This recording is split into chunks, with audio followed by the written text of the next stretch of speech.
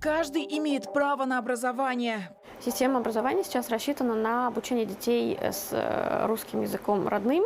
И тут, конечно, очень сложный вопрос, потому что мы национальное государство. Почему не все в равных условиях? Когда они издевались надо мной, я решила, изучая русский язык, когда у меня все будет нормально, я буду мстить. Буллинг – боль современной школы. 27% школьников в Российской Федерации регулярно сталкиваются с ситуацией травли. И все же без школы никуда. Она была, есть и будет важным источником знаний, воспитания юного человека. Главное, кто учитель? Ты мне нужен. Мне нужен такой учитель, как ты. 5 лет шагает по стране проект «Учитель для России». Молодые пылкие наставники едут работать в провинциальные образовательные учреждения. Я даже не хотела ехать в маленькую, я не хотела ехать в сельскую школу. Но мне так понравилась эта школа своей уютностью. Такие разные учителя, ученики, школы, но одинаковые в стремлении дать и получить хорошее образование.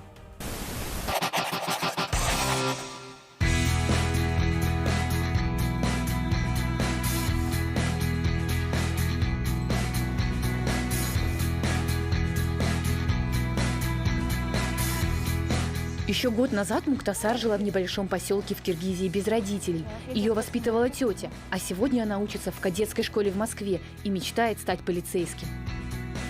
Какие ты слова первые знала на русском? Меня зовут Тесар. Только имя? Да. Когда я хотела пить водичку, я хотела сказать, можно пить вода? Первые месяцы в школе Муктасар не понимала, что ей говорят одноклассники, но чувствовала, что это что-то очень обидное. Да, были такие моменты, когда я не понимала русский язык, издевались надо мной. Это что? Были две девочки, да? Да. Которые издевались над ней. Вот, как они издевались, называли, обзывались. Мухой называли меня. Да. Когда она делала все, что хотела, издевалась надо мной, все ее поддерживали. Вот. Говоришь и смеешься. Я хочу сейчас плакать.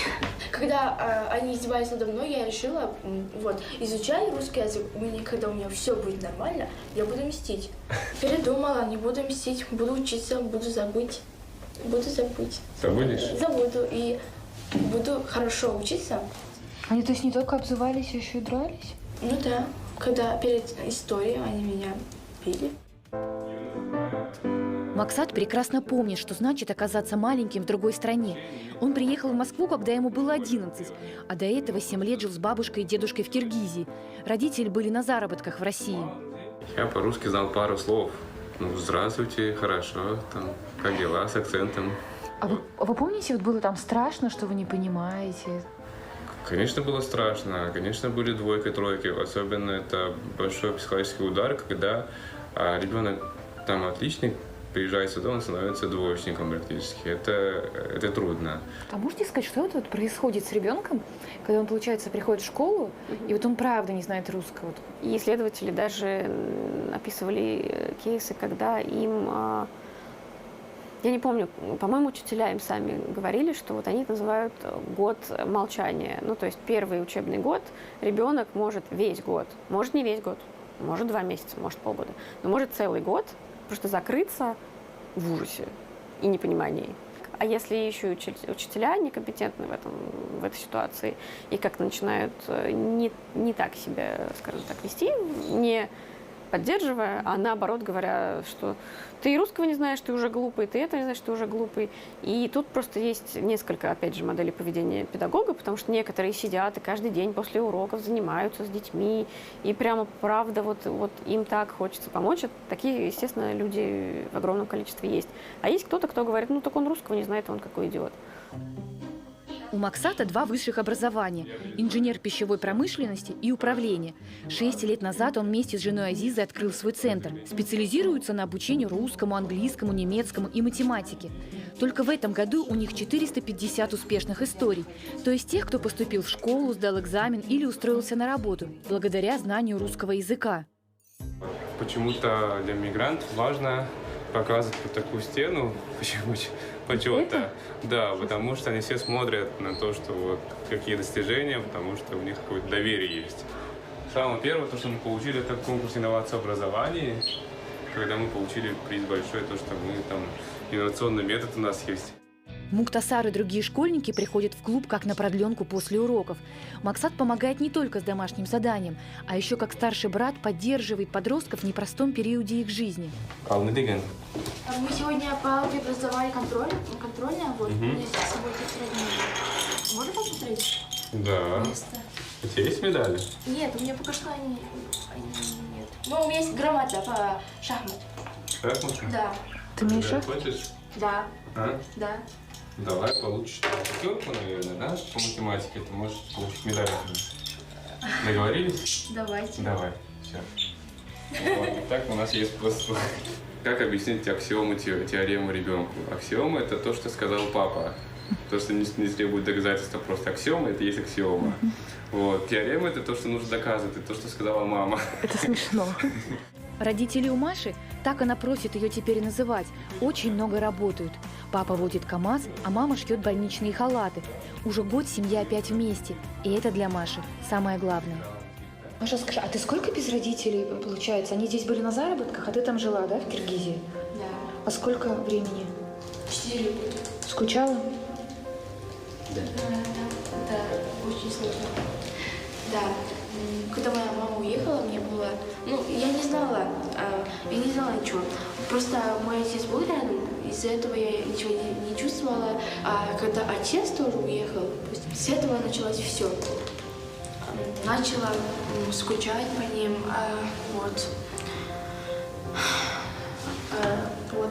ничего не смогла делать. Терпела. Занятия в клубе платные. За 4-5 уроков в неделю получается около 5000 рублей в месяц. Максат говорит, что взносы не покрывают даже аренду офиса. Дефицит в бюджете восполняет папа Максата. У него свой бизнес по продаже сухофруктов. Европа так. Но тут получается это ценность. Есть курсы бесплатные для мигрантов, а у нас платные, мы включаем туда еще не просто деньги, а для того, чтобы еще ценность была у родителей детей. Родители Маши очень хотят, чтобы девочка получила образование и готовы тратить трудом заработанные деньги на учебу. А Маша ради уроков с Максатом готова тратить на дорогу в одну сторону целый час. Зачем тебе образование, да, скажи? Ну, чтобы нормально жить, чтобы людям, если получится людям помогать. Если даже я буду уборщицей, я буду доброй. Да. Главное быть человеком. Мы зашли с ней вот в пиццерию, и я была в таком вот шоке, что она сказала, что она в последний раз завтракала утром, что в семье сейчас нет денег. И я понимаю, что она платит за уроки, то есть она платит за русский язык, чтобы выучиться, но у нее нет денег на обед. И я была вообще потрясена, насколько, получается, у нее тяга есть к знаниям. Мотивация таких детей может быть гораздо выше. И они могут быть куда более настроены на то, чтобы становиться отличниками, чем те дети, которые всегда жили там где школа находится. Как строится работа НКО, в этой сфере? То есть как стараются помочь? Как стараются помочь семьям, деткам? Как стараются помочь школам, педагогам? Какая работа ведется непосредственно? НКО довольно мало, я бы сказала, очень мало в сфере работы с детьми мигрантов. К сожалению, недавно... И они создаются, в частности, благотворительные организации, как мы поняли, самими же Мы искали, причем очень мало, и получается, что те, которые есть, например, типа Белима, это он сам есть два из Киргизии. Есть два варианта. Да, если это низовая инициатива от, опять же, условно говоря, местного сообщества, которое понимает сложности и стремится как-то помочь. Вот там, например, тоже это запрос изнутри сообщества идет, и само сообщество понимает, что как-то спасаться нужно, в общем, собственными силами, потому что никто не поможет. Давайте мы сами будем учить русский язык и будем его учить как-то друг другу помогать. В России бесплатное обучение русскому языку как иностранному держится только на некоммерческих организациях и за счет личной инициативы. Один из таких проектов называется «Перелетные дети». Его придумал бизнесмен Рустам Курбатов. Рустам руководит частным лицеем. Во время строительных работ он часто общался с мигрантами и стал помогать им учить русский язык по фильму «Бриллиантовая рука». У рабочих оказались дети, и они тоже не говорили по-русски. Так личная инициатива Рустама выросла до большого проекта. А ты кто? Мы зайчики, попугайчики. Пустите нас к вам жить. Каждую субботу в его лицее в Красногорске проходят бесплатные уроки для мигрантов. Кроме русского языка есть еще лепка, рисование, русский фольклор, театр и даже бардовская песня.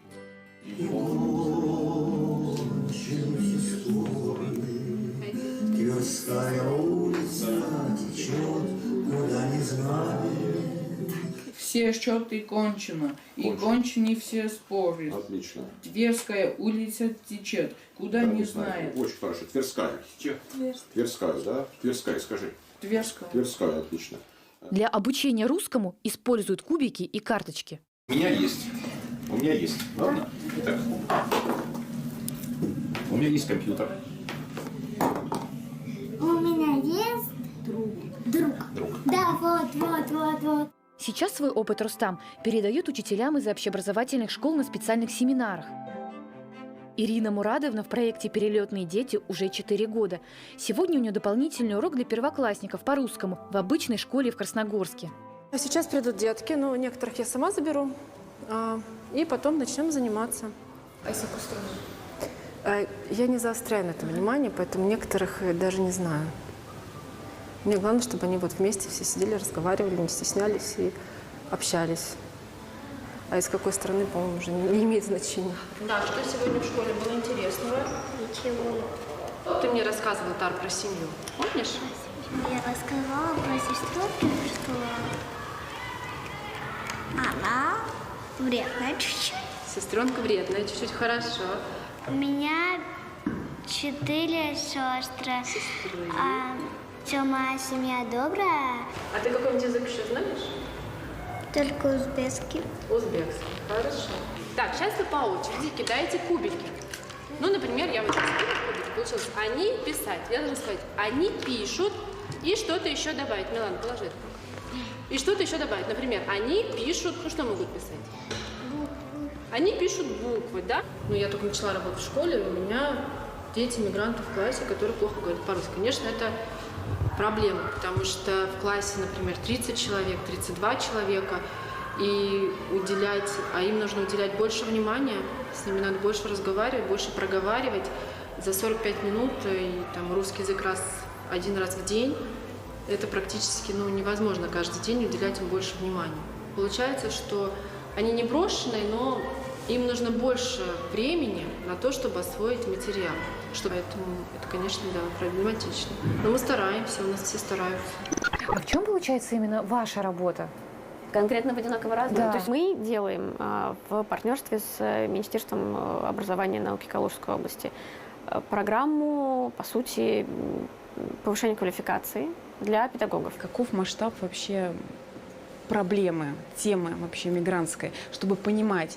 Мы, допустим, я вот статистических данных как таковых их нету. Нет. Насколько это масштабно, насколько это проблемно, и нужно об этом говорить. Давайте все-таки говорить с учителями и с директорами, что мы рассматриваем разнообразие в классе не как проблему, а как ресурс. Это очень интересно. И вот, собственно говоря, мы, что... по сути, совершенно разные страны по разным причинам приходят и пришли, и никогда не уходили от того, что миграция – это совершенно естественный процесс, который был всегда. Существует такая норма, к сожалению, когда ребенок отправляется в самую слабую школу, которая уже и без того была слабой, потому что она была, то есть она расположена в каком-то таком условно социально-депрессивном районе.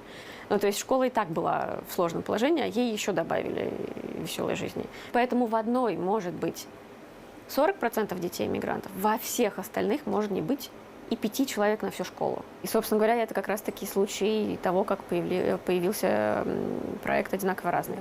Потому что запрос был из школы. Название такое нас вдохновило на всю передачу. Решили так называть нашу программу. Да. Оно настолько отражает прям одинаково разные. Да. Я у вас нашла на сайте ваши вот эти ролики. Это как методички для учителей. То есть, например, зрители, если сейчас смотрят, если кто-то учитель, они могут тоже как-то воспользоваться, да? Мы сделали курсы, в которых мы просто показываем, как непосредственно преподносить информацию, если у вас там в классе только дети мигрантов. Это если мы говорим про дополнительные занятия, где, соответственно, для них просто какая-то дополнительная еще нагрузка есть, помимо класса. Или если у вас там в классе разные дети. Почему Калужская область, кстати? Да, Калужская область, интересно. С 2017 года, с самого начала проекта «Одинаково разные», очень им заинтересовался министр образования и науки Калужской области. Жизнь учителя, на самом деле, перегружена бумажками, какими-то бессмысленными вещами, Да. Баллы там отчетами. считают, у них там Да, все. и, конечно, мы понимаем, что учитель и так перегружен. И тут к нему попадает в класс несколько человек, которые не знают, может быть, вообще языка. Может быть, знают, но, может быть, отлично говорят, вообще не пишут. Может быть, и говорят с трудом, и пишут с трудом. И, естественно, учитель хватается за голову, потому что откуда найти силы вообще и время, чтобы найти методику, что-то почитать, это, конечно. переделать как-то, что все уроки свои переделать. В первом этапе, видимо, злость, наверное, только возникает. В том числе и агрессия. Зачем мне это? Почему Потому что дополнительная деятельность, которая никак не оплачивается, и это, честно говоря, не очень престижно в обществе. Ну, то есть наша-то задача – это и повысить престиж школ, которые занимаются этой темой, чтобы они понимали, что это вообще-то классная задача, и мы вот ее классно решаем. Это лаборантская. Образование одинаково разное для всех, но не всегда государство предоставляет нам равные возможности для его получения. На помощь приходят частные инициативы. Если и вам не все равно, действуйте. Например, можно стать незабываемым педагогом для сельской детворы или мудрым наставником для трудного подростка, помочь в изучении русского языка детям мигрантов или просто поддержать все эти благотворительные истории материально. Учиться никогда не поздно, в том числе учиться помогать.